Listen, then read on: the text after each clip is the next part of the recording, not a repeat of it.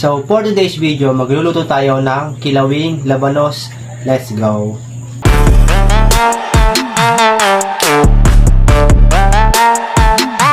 Ito nga pala yung hinanda natin para sa lulutuin natin yung kilawing labanos. Siyempre, may labanos tayo dito. Konting toyo. Liver spread rino.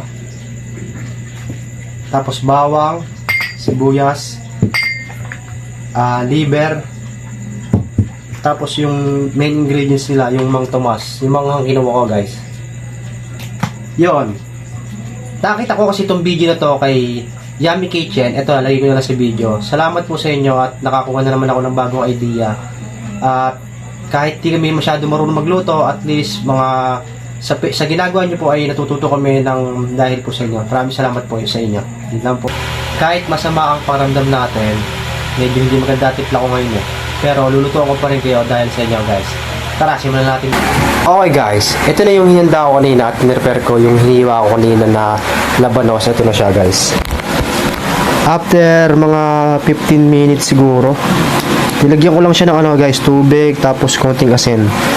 Yun, medyo malambot na yung thickness niya. Tapos, hugasan muna natin siya.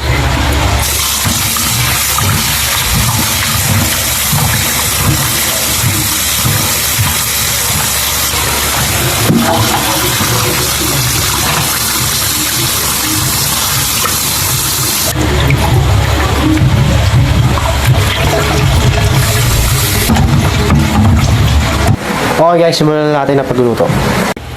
Lagay na natin yung mantika.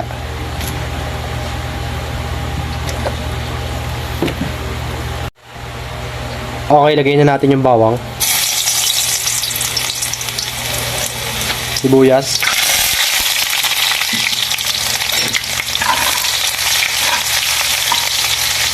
Haluin lang natin na konti, guys. Okay, habang nagagalaiti na yung mantika natin, lagay na natin yung liver. Haluin lang natin, guys. Okay, guys, pag ganito na yung itsura ng natin, ng liver, ilagay na natin yung labanos.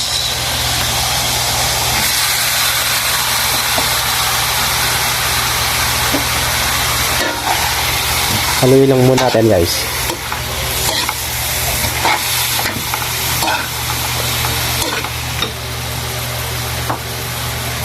Tapos, guys, lagay na natin ng suka. Mga ano lang yan, 3 tablespoon, guys.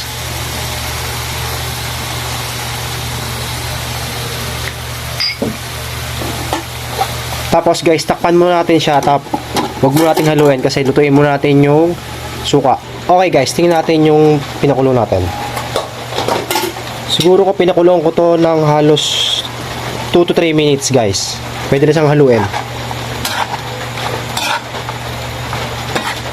Niluto lang muna natin yung suka kanina para masarap. Lagay na natin yung rino, guys. Sa akin, isang buo na ilalagay ko kasi medyo marami naman to, guys.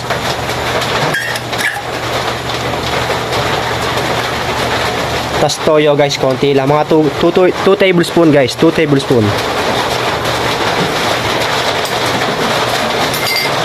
Tapos haluin na natin, guys.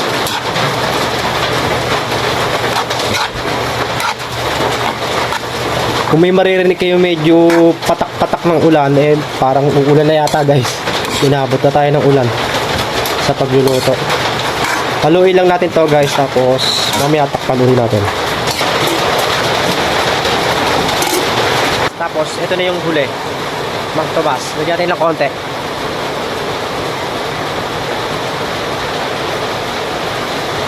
Dagdagan na lang natin mamaya kung kulang pa lasa. Haluin lang, tapos siguro kung mga 1 to 2 minutes, guys, pwede na to.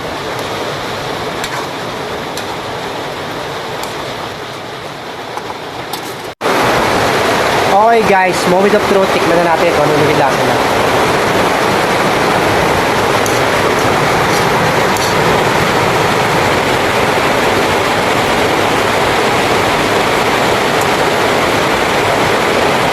Okay, guys, panalo. At ano na, kain na na.